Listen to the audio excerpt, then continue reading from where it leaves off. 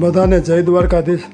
હું શંકર મકવાણા એક રસ્તા પરથી પસાર થતો હતો ત્યારે રસ્તામાં એક મરેલા કૂતરાને જોયું અને તેને મારી ગાડીમાં લઈને યોગ્ય જગ્યા તપાસ કરીને દફન વિધિ કરવાનો પ્રયત્ન કર્યો અને મારી ગાડીની અંદર હું પોતે પાવડો અને કોદાળી રાખું છું। હું પોતે શિક્ષક હોય 11 થી 5 સિવાય મને આવું કોઈ મરેલું પશુ ધ્યાનમાં આવે છે ત્યારે હું તેને યોગ્ય જગ્યા તપાસ કરી ખાડો ગાળી દફન વિધિ કરવાનો પ્રયત્ન કરીએ છીએ। બીજા નંબરમાં તમે પણ આ આજુબાજુ આવું કરી શકો। કૃષ્ણ ભગવાન પણ પોતે જ્યારે પાંડવ યજ્ઞ કર્યો હતો ત્યારે કૃષ્ણ ભગવાને પોતે પતરાળા ઉપાડવાનો પ્રયત્ન કર્યો છે। આપણે તો એક સામાન્ય માણસ છીએ, આપણે પણ આવું કરી શકીએ। અમારી ધ્યાનમાં જ્યારે કોઈ આવું પશુ મરેલી હાલતમાં જોઈએ છે ત્યારે એક એવી ભાવના જાગે છે કે આ પશુએ આપણને કેટલું આપ્યું છે, તેને દૂધ આપ્યું છે, એના કેટલા આપણી પર ઉપકાર છે। અને જ્યારે આવું રસ્તા પર જોઈએ છે ત્યારે તેને અમે અમારી ટીમ બધા મળીને ખાડો ગાળીને દફન વિધિ કરવાનો પ્રયત્ન કરીએ છીએ। બીજા નંબરમાં રસ્તા પરથી પસાર થતા હોય ત્યારે આવું ધ્યાનમાં આવે ત્યારે ખાડો ગાળીને મીઠું નાખીને અને ઉપર માટી નાખીને પુષ્પો નાખીને અગરબત્તી કરીને તેને દફન વિધિ કરવાનો પ્રયત્ન કરીએ છીએ। તમે ખજૂરભાઈનો વિડીયો જોતા હશો।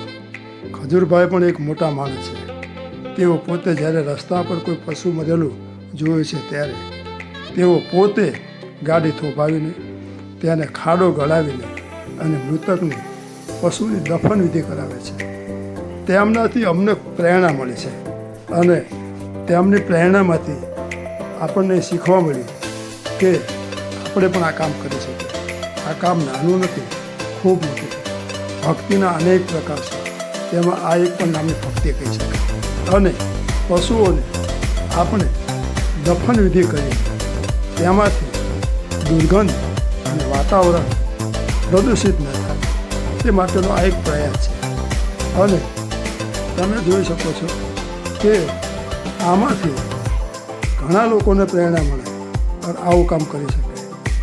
બીજા નંબરમાં જ્યારે હું ગાડી લઈને નીકળું છું ત્યારે કોઈ પણ રસ્તા પર મને ધ્યાનમાં આવે, મારી પાસે સમય હોય, કોઈ ઇમરજન્સી ટાઈમ ના હોય તો તરત જ સમય કાઢી દફન વિધિની અમે તૈયારી કરીએ છીએ।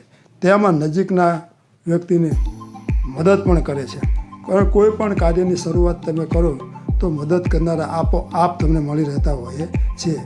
હું પોતે અપંગ છું, મારી પણ અમુક મર્યાદા હોય, જે મર્યાદાના કારણે અમુક કાર્ય કરી શકાતા ના હોય તો બાજુમાં બધાની મદદ લઈને અમે દફન વિધિ કરવાનો પ્રયત્ન કરીએ છીએ।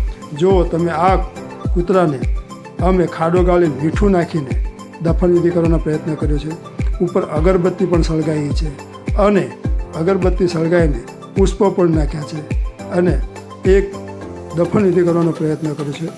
અને તમે પણ આવું કરી શકો। અસ્તુ, જય હિન્દ, જય ભારત।